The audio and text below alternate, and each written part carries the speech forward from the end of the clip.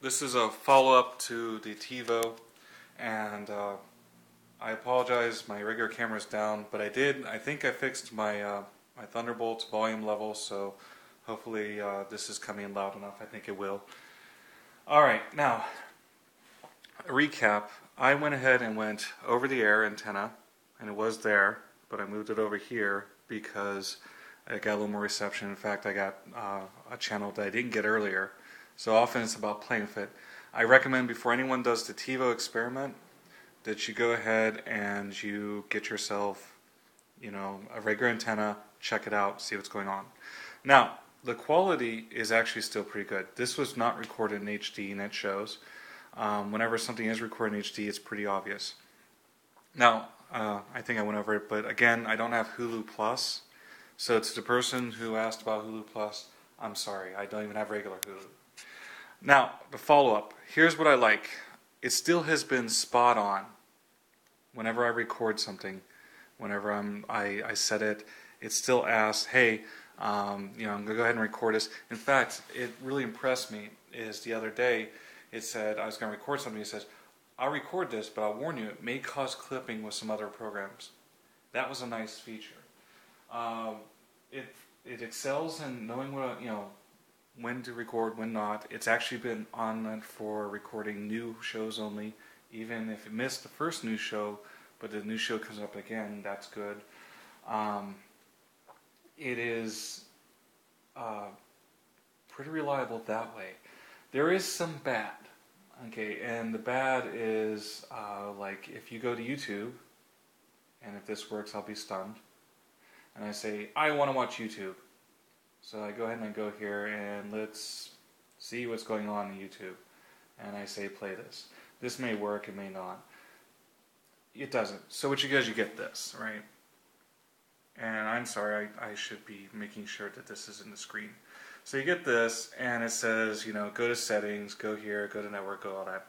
And you do that and it still doesn't work is what happens. It doesn't communicate with YouTube very well. So, but after a little homework and research, here's what I think is going on. I think, and I found this out by going to browsing web videos, because I pretty much watch web videos, the other person in the house watches real shows. And I go to, like, say, comedy, and let's choose something, I don't know. Barely political, why not? So I go here and I go watch, and it goes there, and I get this little answer. It's incompatible. However, if I go to download this program, when it does download, it will play. And almost all my videos have been that way. I've had nothing that's downloaded all the way. And what I think's going on, just so you know, I think that on the fly, the processor on this guy can't handle the encoding, the encoding very well. But if it downloads it, then you don't have a problem. That's what I think is going on. The other minor gripe I had to say, because I don't use it for YouTube very much, but the other minor gripe, if I was going to pick one, is the Tivo network blows. Like earlier, I did the same thing here, where I tried to watch on the fly on my earlier attempt to record this, Ask a Ninja. But here it is. Even though it told me the same thing, it said, oh, I don't understand this encryption. But if you download it, you do. So I think what's going on is it gets down into the buffer, the processor can handle it, and this is a design flaw in the device. And actually, this is important here. Down there, I've got a red showing that it's recording something on TV, and if I have two things recording, I'll get two red circles, and the blue tells me that something's downloading. So that's kind of cool. I like the indicator on there. So anyways, without going, dragging this out, let's look at some other things that I kind of had a wish list for. When you have something like a web video, especially if you're doing a news web video, like, Texel or whatever, you can set it to have like up to 5 or 20 or what have you, and it can record the whole season. What I would like to see in here that they don't have is I'd like to see an expiration date set for each channel if you want the option, and they don't have that. It's global, everything expires when you delete it, or expires after a certain amount of time, or not. So, where I may not want The Price is Right, which is not my recording, but I may not want The Price is Right to be deleted until I get around to seeing it. I do want a news program like Texilla to keep cycling through so that I'm always up on the latest one. Or Machinima. Machinima rocks. Actually, no, Machinima I'd have until I watched through it.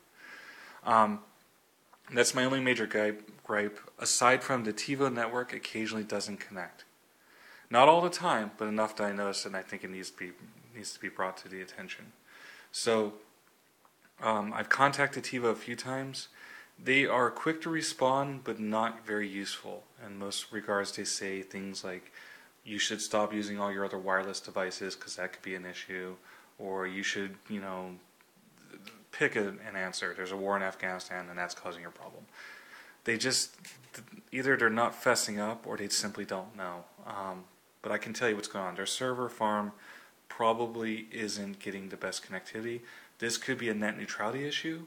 It could be a legitimate issue. Who knows?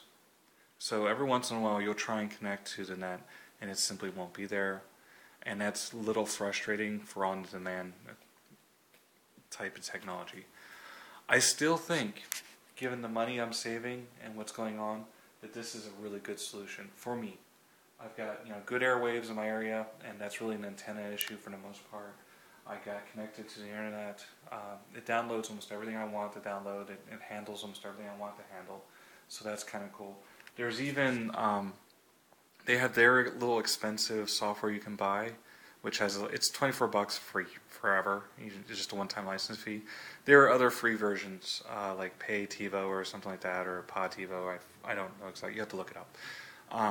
That'll do the same stuff for transferring recordings to the Tivo if you don't see something in your wish list or something away. It still has been pretty nice, and honestly, I still say it's a buy. Given what I was paying, given what I get out of it, I do notice this. Since I don't have cable, because when you pay for cable, you're obligated to watch it, or same thing with Dish Network, or DirecTV or what have you. DirecTV shivers down the spine. All they are is the old BMG CD. DirecTV is just basically the BMG CD scan. I'm going to sell you a crappy service, and you're never going to be able to get out of it. Sorry, moment of anger there. So anyways, it's a buy. I like it for what it does.